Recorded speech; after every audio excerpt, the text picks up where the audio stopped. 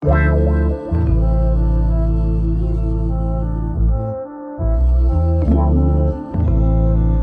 the O2M that we're building is the early style, and the early style has a aluminum like case half to the transmission. This is all aluminum that houses these bearings. There is the newer style that has, it's like a plastic cap with a circlip holding it in place. We bought steel ship forks that were the newer style, and on Darkside Development's website it said it may not fit all variants of this transmission.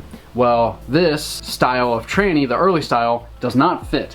And you can clearly see this is the 5th and 6th ship fork. They're pitched at different angles. Well, that's because this, which is what the shift tower engages on, is way too low. It's in a different spot. Everything else about these is the same. The position of these to that is the same. When you put that shaft in here and you put the ship fork into this, everything fits. As soon as you put the reverse gear on, it just, you can tell that it's not right, and these are in the wrong spot, like way wrong.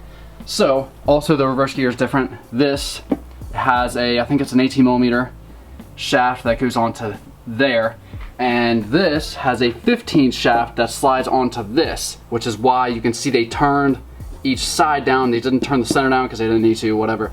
And it's different. But the reverse doesn't really matter because you're not gonna be slamming gears in the reverse. You're gonna be slamming gears into 5th and 6th trying to win. So, I did a bunch of research. These tend to break this rivet off when you're beating on your trans, and this thing will fall out in there.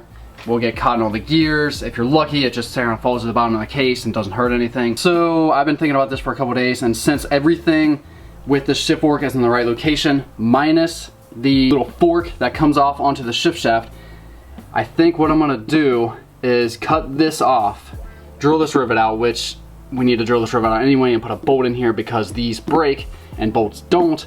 So drill this off, cut this thing off, and weld this over here in the right location, just like it is on this brass one. So I'm gonna do that by making a jig. I just started on this. So don't laugh at my jig that I made. It's kind of hack, but it's about to work. So here's what we got. We got a couple V blocks on either side, and this is the outline of that fork that goes to the shift tower. And let me show you real quick that this thing drops right on, and as soon as these come into contact on each side, this thing comes into contact absolutely perfect. You can see right there that one's touching, and it's not even close to the V blocks on either side, so this is way off. Alright guys, so this is the pin that we just drove out of the ship fork, drilled all the way through it, and it came right out. And this is what it looks like without the rivet in there. Comes right apart, no problem. Just clamp this, and then we'll be able to lift this straight off. That'll stay in place. And then we still got to cut that one off, and then we'll just be able to set that right on there. All right, guys. So I did a terrible job cutting this off, and that's all right. I mean, it don't work anyway. So we just cut this little fork off, the ship fork, and now it will fit on the jig. It's hitting right there. Oh shoot! Dang it! Alright, so that's perfectly located, and we put the new one on, and I just notched this out a little bit so that would clear. Hopefully I did a good job. And right there, that's exactly what we need to fill in, is that little gap. And you can see the saw marks right on the other side of this. So we're gonna have to get a little piece of material, fill in that gap.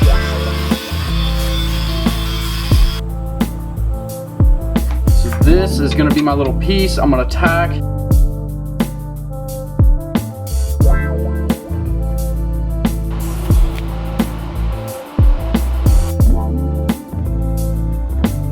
So the tranny's all together with the ship fork in there, and she ships fine.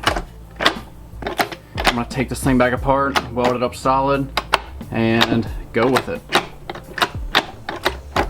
So there's the shifter fork in all its glory. Take this out, weld it up solid.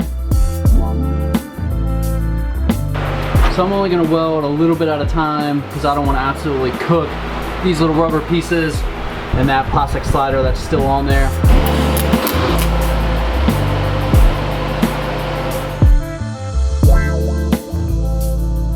Train these all together. Just wipe down the surfaces on both of the case halves to put the old HondaBond 4 on there, which is a semi-drying liquid gasket.